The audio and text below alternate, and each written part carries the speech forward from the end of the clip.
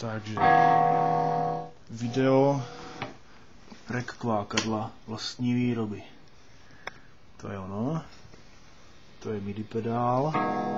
Upravený z FCB 1010, takže spodní řada tlačítek funguje jako přepínání bank klasicky.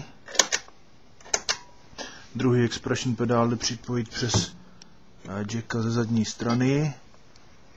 Horní řada tlačítek funguje jako stomboxy. Když zapnu, vypnu.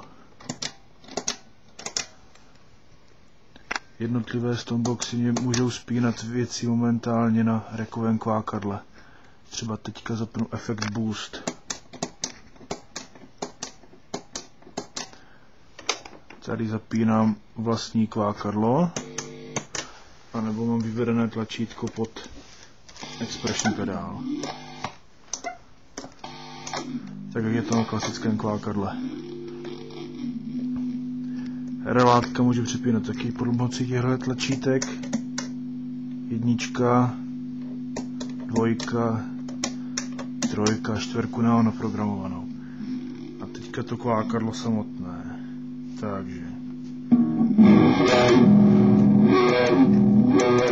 toto jednotlivé módy jdou takhle ladit.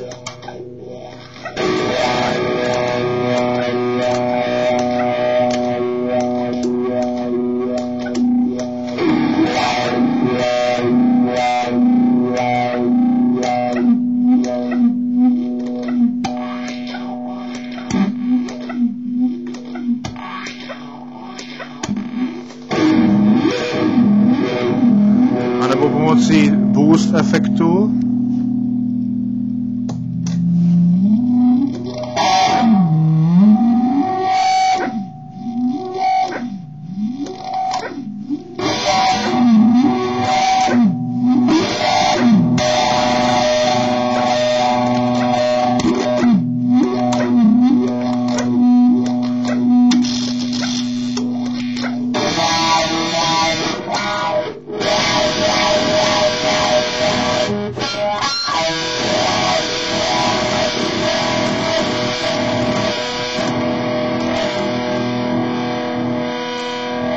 tak.